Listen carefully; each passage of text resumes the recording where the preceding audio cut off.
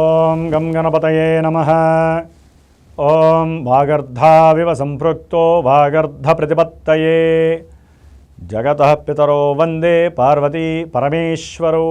శ్రీ ఉమామహేశ్వరాభ్యాం నమః.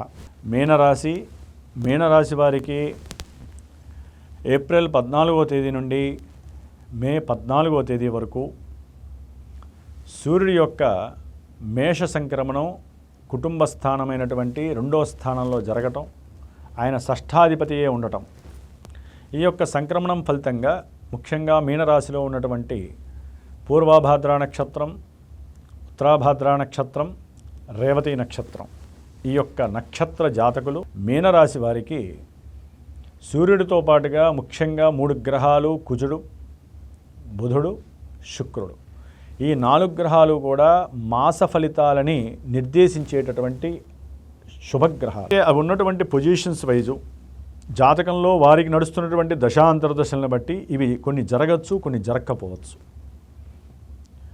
ముఖ్యంగా మీనరాశి వారికి ఈ యొక్క సూర్యగ్రహం ఎప్పుడైతే ద్వితీయంలో ఉచ్చస్థితిలో ఉంటుందో వీరు చేస్తున్నటువంటి ఉద్యోగపరమైనటువంటి విషయాలలో ఆర్థిక ధనలాభాదులు కలుగుతున్నాయి, ఆర్థికంగా డెవలప్మెంట్ కనిపిస్తుంది, ఉద్యోగంలో స్వల్ప మార్పు కలగటం కొంత ఆనందదాయకంగా ఉంటుంది, వీరు కోరిన కోరికలు సిద్ధించడానికి ఉద్యోగ విషయంలో బాగుంటుంది, కొన్ని అప్పులు కూడా తీర్చే అవకాశం కనిపిస్తుంది. కానీ గోచార రూల్స్ ప్రకారం ద్వితీయంలో సూర్యుడు ఉంటే కుటుంబపరమైనటువంటి దోషాలు, సరైనటువంటి తిండి సమయానికి తినకపోతే ఉదర సంబంధిత అనారోగ్య బాధలు, కుటుంబంలో సరైనటువంటి మాట సరిగ్గా మాట్లాడకపోతే పరుషమైనటువంటి మాటలు కానీ, తిండి విషయంలో తినకూడనటువంటి కొన్ని మసాలా ఐటమ్స్, కారపు ఐటమ్స్ తినడం ద్వారా లేనిపోని అనారోగ్య సమస్యలు ఎదుర్కొనే పరిస్థితి మీనరాశి వారికి కలుగుతోంది. కాబట్టి ఆహార విషయంలో జాగ్రత్త, మాట విషయంలో జాగ్రత్త, అంటే నోటి విషయంలో జాగ్రత్త. చక్కటి ధనాదాయం కలుగుతుంది ఉద్యోగం ద్వారా. ఏదైనా కోర్టు కేసుల్లో ఉన్నటువంటి, అంటే ఏదైనా ఉద్యోగ విషయంలో కోర్టు కేసుల్లో ఉన్న సంతానపరమైనటువంటి తండ్రి గారి సంబంధితమైనటువంటి ఏ విషయంలోనైనా సరే, అది గృహపరమా భూపరమా తర్వాత విషయం, ఏదైనా కోర్టు కేసుల్లో ఉంటే అవన్నీ కూడా కొంత మీకు ధనపరమైనటువంటి వెసులుబాటుని కలుగజేస్తున్నాయి. అట్లాగే మీనరాశి వారికి శుక్రుడు 3వ స్థానంలో ఉండటం ద్వారా ప్రయాణాల యందు ఇష్టత కలగటము, కుటుంబంతో బంధువులతో చక్కగా ఆనందంగా మంచి సంకల్పంతో దగ్గర ప్రాంతాల్లో ఏదైనా దేవాలయాలకు వెళ్ళటం, మంచి ఆనందకరమైనటువంటి ఎన్నో శుభకార్యాలు జరుగుతున్నాయి ఇప్పుడున్న పరిస్థితుల్లో. ఈ నెల రోజుల్లో ఎవరో ఇంటికి ప్రయాణం చేయటం, వాళ్ళతో ఆనందంగా గడపటం, చక్కటి కథాకమామిషు పెళ్ళిళ్ళ గురించి మాట్లాడుకోవటం, మా ఇంట్లో అమ్మాయి ఉంది, మా ఇంట్లో అబ్బాయి ఉన్నాడు, వాళ్ళకి పెళ్ళిళ్ళు కావట్లేదు, ఈ విషయాలు చర్చించుకోవటం, ఆ విషయాల్లో కొంతమందికి చక్కగా శుభ చర్చలు జరిగి వెంటనే మిక్స్ అయిపోవటం, ఆ వివాహ సంబంధిత విషయాల్లో వీళ్ళకి అనుకూలత కలగటం శుక్రుడు ప్రసాదిస్తున్నాడు. అట్లాగే ఎవరైనా బంధువులకి కనుక కొంత ధన సహాయం చేసుంటే అవి తిరిగి వచ్చే భాగ్యం వీరికి కలుగుతుంది. ప్రయాణాల పరంగా కూడా ధనలాభం కలుగుతుంది, ఆకస్మికంగా ప్రయాణాలు చేసే పరిస్థితి కూడా వీరికి కలుగుతుంది. భార్యాభర్తల మధ్య చక్కటి అన్యోన్యతతో కూడినటువంటి మరి ఆ యొక్క సంభాషణలు వీరి యొక్క మానసిక ఉల్లాసానికి అనుకూలంగా ప్రదర్శిస్తున్నాయి. వీళ్ళిద్దరి యొక్క మాట తీరు అంత అన్యోన్యంగా ఉంటుంది శుక్రగ్రహ బలం వలన.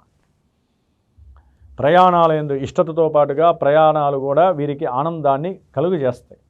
ముఖ్యంగా వీరికి విద్యాస్థానంలో ఉన్నటువంటి గురుడు, విద్యాస్థానాధిపతి, వ్యాపారకారకుడు అయినటువంటి వ్యాపార స్థానాధిపతి, భాగస్వామ్యాధిపతి అయినటువంటి బుధగ్రహం నీచ స్థితిలో జన్మ రాశిలో మీనరాశిలో ఉండటం, కుజుడితో శనితో కలిసి ఉండటమే వీరికి దోషప్రదము. జన్మరాశిలో ఉన్నటువంటి శని, ఏలినాటి శని ప్రభావాన్ని, ఏ పని అనుకున్నా సరే ఆటంకాలు, కుటుంబంతో కూడినటువంటి పెద్దవాళ్లతో తగాదాలు,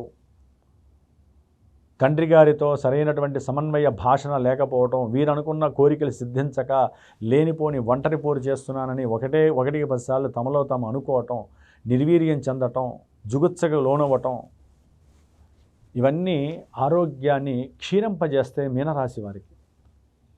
కుటుంబ సభ్యులతో జాగ్రత్తగా ఉండండి. అవసరం లేనటువంటి పరిశుభ మాటలు మీకన్నా పెద్దవాళ్ళతో కానీ స్నేహితులతో కానీ మాట్లాడకండి. చదువుకునేటటువంటి విద్యార్థులైతే కనుక విద్యావంతులైనటువంటి టీచర్స్తో కానీ ప్రొఫెసర్స్తో కానీ చాలా జాగ్రత్త, అట్లాగే గవర్నమెంట్ జాబ్ హోల్డర్స్తో కూడా మాట్లాడే మాట జాగ్రత్తగా ఉండండి, లేకపోతే కటకటాల పాలయ్యే అవకాశం ఉంటుంది మీనరాశి వారు. ముఖ్యంగా ప్రాపర్టీస్ అమ్మి కొనేటటువంటి ఏజెన్సీస్ వాళ్ళు కానీ, అంటే భూ సంబంధిత లేకపోతే గృహ సంబంధిత విషయాల్లో ఎవరైతే ఏజెంట్గా ఉంటారో వాళ్ళు, దాని రిలేటెడే ఉన్నటువంటి వ్యాపారస్తులు, అంటే అమ్మకాలు కొనుగోలు చేసే వ్యాపారస్తులు, ఎవరైతే ఆయిల్ బిజినెస్లు, coal business, real estate business, iron మెటల్స్కి సంబంధించి తోళ్ళు, చెప్పులు తయారీ వాళ్ళు, ఇట్లా ఎవరైతే కొంతమంది ఆయిల్స్ వ్యాపారస్తులు ఉంటారో, కూరగాయల వ్యాపారస్తులు కానీ, పండ్ల వ్యాపారస్తులు కానీ కొంచెం ఇబ్బంది పడేటటువంటి వ్యాపారంలో కాస్త తగ్గే అవకాశం కనిపిస్తుంది. పెట్టుబడులు పెట్టి తలకాయలు పట్టుకునే పరిస్థితి వస్తుంది, కొంచెం జాగ్రత్తగా ఉండాలి.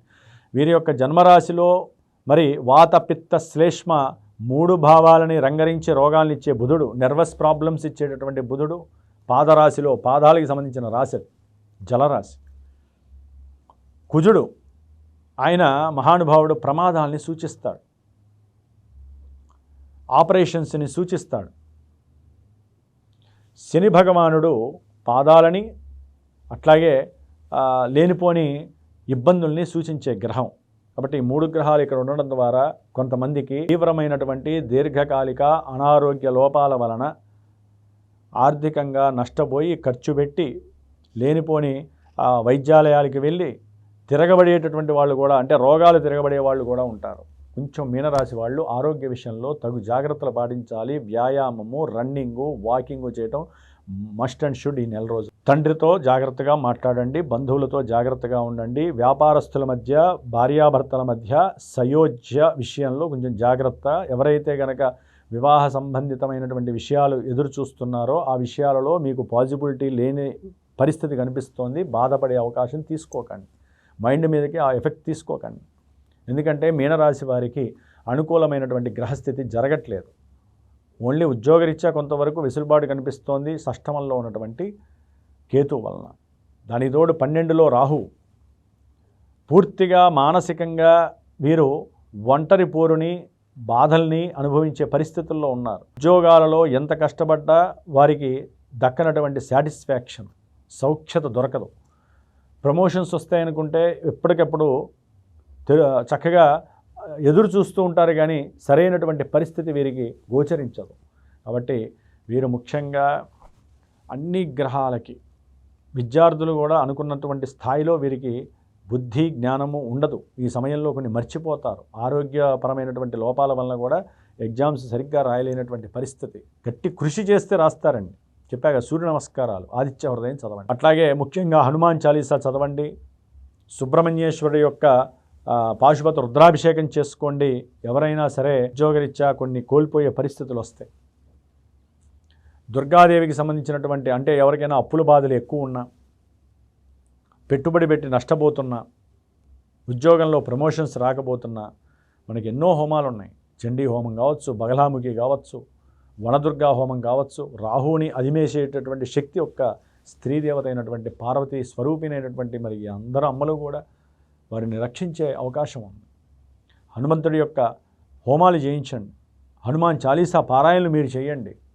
శ్రీరామరక్ష స్తోత్రం చదవండి.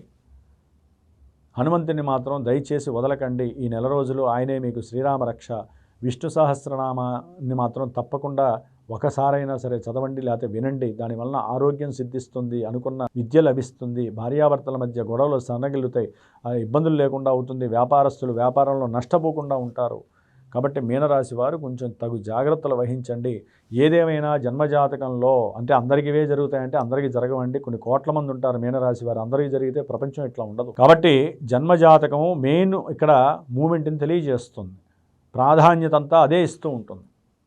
కాబట్టి జన్మజాతకంలో లగ్నాన్ని బట్టి, దశలు అంతర్దశలను బట్టి, అవి గోచారంలో ప్రవర్తించేటటువంటి స్థితిగతులను బట్టి, ఇక్కడ ఉన్నటువంటి గ్రహస్థితి, గోచారంలో ఉన్న గ్రహస్థితులు అనుకూలాన్ని బట్టి ఒక గురువు, సరైన గురువును మీరు ఎంచుకొని ముఖ్యమైనటువంటి ఈవెంట్స్, విద్య, వివాహము, సంతానము, లేకపోతే వ్యాపారము, మనం చేసే ప్రతి శుభకరమైనటువంటి ఈవెంట్స్ని కూడా జాతకంలో చూపించుకొని ఈ సందర్భంలో చేయొచ్చా, ఇప్పుడు చేస్తే ఏదైనా ఇబ్బందులు ఉంటాయా, అవకాశం ఉందా, గోచారంలో గురుబలం ఉంది, శనిబలం ఉందంటే కాదండి. జాతకంలో దశాంతరదశల బలాలు ఉంటేనే మీకు అనుకున్న కార్యాలు నెరవేరుతాయి. అవి ఇచ్చేటటువంటి పోర్ట్ఫోలియోస్ని బట్టి ఇక్కడ అవి ప్రదర్శింపబడతాయి. కాబట్టి అవి జాగ్రత్తగా ఉండాలి. జాతకం, జ్యోతిష్యం అనగానే మన నక్షత్రము, మన రాసే జాతకం అని అనుకోకండి. తెలియని వాళ్ళకి తప్పదు, ఏదో దీన్ని పట్టుకొని కొంచెం నడిపించచ్చు. ఏదైనా సరే జ్యోతిష్యం అంటే పరిహారాలు ఆచరించాల్సిందే. మన కర్మ ఫలితాలని, కర్మ దోషాలని కూడా పక్కకి నెట్టివేట్టుకోవాల్సిందే. అదల్లా ఒకటే. ఈ జన్మలో మనం సంపాదిస్తున్నటువంటి ప్రతి పైసా కూడా కర్మదోషాలని నివృత్తి చేసుకోవడానికి దాంట్లో ఒక పైసానైనా సరే దాన రూపకంగా, హోమ రూపకంగా, పూజ రూపకంగా, అభిషేకాల రూపకంగా ఖర్చు పెడితేనే ఆ కర్మదోషాలు వెళ్ళిపోతే మనకి ఏది కావాలో అది లభ్యం అవుతుంది. అది గుర్తుపెట్టుకోవాలి. జై హనుమాన్, జై శ్రీరామ్.